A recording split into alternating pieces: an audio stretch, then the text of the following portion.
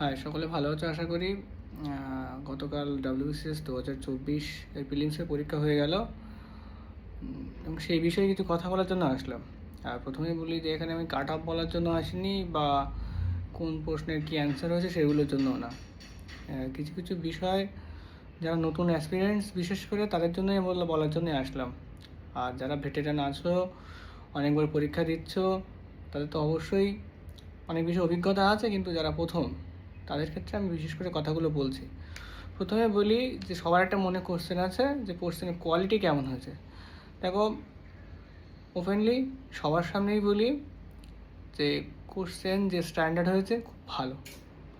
ভালো এই অর্থেই মানে MCQ মুখস্থ করে, ওয়ান লাইনার মুখস্থ করে আমরা যে কোশ্চেনগুলো সাধারণত উত্তর দেই, দিয়ে অনেক মার্কস নিয়ে যাই, সেই বিষয়টা আর থাকছে না। কেন থাকছে না? এখানে তোমাদের কোশ্চেনের প্যাটার্ন তোমরা কাল দেখে বুঝতে পেরেছো, অনেকটাই ডেপথে তোমাদের পড়াশুনো করতে হবে। তার মানে কি, তোমাদেরকে সবার প্রথমেই বলি যে সবার আগে তোমাদের বই ভালো করে পড়তে হবে। ওই নেট ঘেটে সারাদিন ইউটিউব দেখে ওই সারাদিন কোশ্চেনগুলো করলাম, এটা করার সময় আর নেই। তোমার ইতিহাস, ভূগোল, পলিটি, ইকোনমিক্স সব দিকেই সমান নজর রাখতে হবে, এবং বিশেষ করে কারেন্ট অ্যাফেয়ার্স একটা শিফট যেটা আমরা লক্ষ্য করতে পারছি 24-এর ক্ষেত্রে, ইন্টারন্যাশনাল রিলেশন, যেটা আমরা গুরুত্ব দিতাম না, সাধারণত ইউপিএসসি গুরুত্ব দেয়, WBCS-এর ক্ষেত্রে আমরা গুরুত্ব দিতাম না, এখানে কিন্তু সমান গুরুত্বপূর্ণ হয়ে উঠছে। আর একটা জিনিস, অঙ্ক বা রিজনিংয়ের ক্ষেত্রে আমার মনে হয় নতুন একটা শিফট চেঞ্জ হচ্ছে, যে রিজনিং যেমন 19 সালের পর থেকে 20 সালের পর থেকে রিজনিং মেন্সে আসার পরিমাণ কমে গেছিলো, সেই জিনিসটা হবে না। রিজনিং কিন্তু এবার আসবে। আর অ্যারিথমেটিক পোর্শন কিন্তু আবার তোমাদের ভালো করে করতে হবে, এবং অ্যারিথমেটিক থেকেই বেশি কোশ্চেন আসার চান্স থাকবে, 24-এর কোশ্চেনের প্যাটার্ন যেটা থেকে বলছে। আর ইতিহাস, ভূগোল, পলিটি, ইকোনমিক্স বিশেষ করে তোমার যদি ডেপথ বা নলেজ ভালো না থাকে, তাহলে কিন্তু তুমি করতে পারছো না। আর গতকালকের প্রশ্নের লেভেল লাস্ট বিগত 5 বছরের মধ্যে হার্ড, কোনো রকম ওই সহজ সরল হয়েছে বা স্ট্রং মডারেট ওরকম বলার কোনো বিষয় হয় না, হার্ড কোশ্চেনই হয়েছে। এখন যারা পুরনো আছে তারা অনেকেই ওই 170-80 মেরে দিয়ে এসছো, তারপরে 20-30 নেগেটিভ হতেই শুরু হয়ে সবার ওই স্কোর 130-35 গিয়ে আটকাচ্ছে।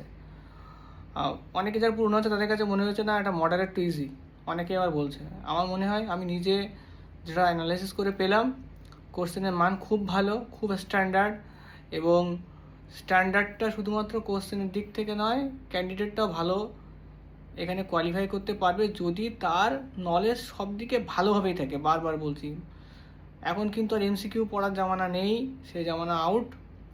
আর দ্বিতীয় কথা, কোচিং সেন্টার বা তোমরা যেখানেই পড়ো সেখানে তোমরা বইটা অবশ্যই পড়ো, ম্যাথ বেশি প্র্যাকটিস করো, অপশনাল আর ডেসক্রিপটিভ কিন্তু তোমাদের মেন সিলেকশন দেবে। আর পেপার সত্যিই কঠিন হয়েছে, এখানে স্ট্রংলি আমি বলছি, তোমরা দুশ্চিন্তা করো না। আমি এইটুকুন বলতে পারি, যারা জেনারেল ক্যাটাগরির মধ্যে আছো তাদের যদি 110+ স্কোর থাকে সেটা খুবই ভালো। এবার আমি কোন অ্যান্সার কী অনুযায়ী তোমাদের বলবো, দেখো এখন ওই বিভিন্ন কোচিং সেন্টার নিজেদের ঢাক পেটানোর জন্য বিভিন্ন রকম অ্যান্সার কি বের করবে, ওগুলো না করে স্মার্টফোন তোমাদের কাছে প্রত্যেকের কাছে আছে। যেহেতু আমার ইউটিউব চ্যানেল দেখতে পাচ্ছ মানে আশা করি তোমাদের কাছে স্মার্টফোন আছে। গুগল লেন্সে যাও, প্রত্যেকটা প্রশ্ন আপলোড করো, সঠিক অ্যান্সার পেয়ে যাবে। PSCর অ্যান্সার ওর থেকে 2-4টে এদিক ওদিক হবে। সুতরাং সেই অ্যান্সার কি অনুযায়ী যদি কারোর মোটামুটি তোমাদের 10 থেকে 15 মিনিট সময় লাগবে ওই অ্যান্সারগুলো বের করতে, যদি 110+ থাকে নিশ্চিন্তে মেন্সের জন্য প্রিপারেশান নাও। মেন্স কিন্তু 5 থেকে 6 মাসের মধ্যে হয়ে যাবে, তার বেশি কিন্তু দেরি হবে না। এটাই বলার ছিল। কোশ্চেন যথেষ্ট ভালো, এই কোশ্চেন কিন্তু অনেক কিছু আমাদের হিন্টস দিয়ে গেল, নতুন প্যাটার্ন, নতুনভাবে প্রশ্ন সেট হবে। MCQ কিন্তু বেস করে কেউ আর এগোতে পারবে না অত সহজে, এটা মনে রেখো। বই খুব ভালো করে পড়ো, বারবার বলছি বই ভালো করে পড়ো, কোনো দাদা কাকার কারণ নোট এইসব নিয়ে চলো না। প্রত্যেকটা বিষয়ে তোমাদের নলেজটা ভালো লাগবে, নলেজটা যদি না থাকে তাহলে কিন্তু অ্যান্সার করতে পারবে না, ভুল হবে। আর এই সমস্ত ঘাবড়ে যাবে না, 130-40 এসব কাট অফ বলছে।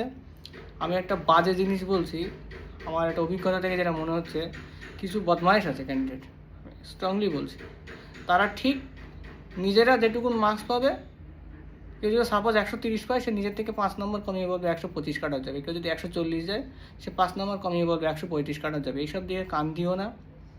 কাট অফ আমি এখন বলতে চাচ্ছি না যে কাট অফ খেলা, এই সমস্ত বিষয়ে একদম নজর দেওয়ার সময় নেই। তবে 110+ মানে ভীষণ সেফ স্কোর আমার মনে হয়েছে।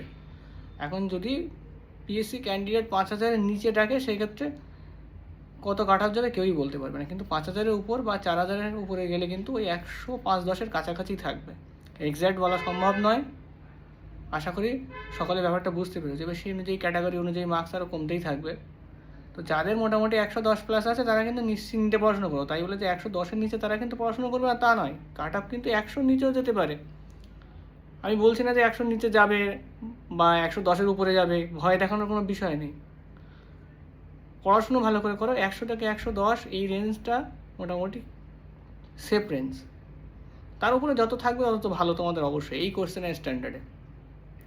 কারণ এই যারাই বলছে 130-40 পাচ্ছে, ওদের যখন অফিসিয়াল অ্যান্সার কি দেবে, ওদের মার্কসটাই কমে যাবে, এমনকি ওদেরকে অনেকেই পাবে না, খুঁজে পাবে না। এটা আমার বলার ছিল। আশা করি তুমি বিষয়টা বুঝতে পেরেছো। ভালো করে পড়াশোনা করো। All the best. আশা করি সকলের পরীক্ষা ভালো হবে।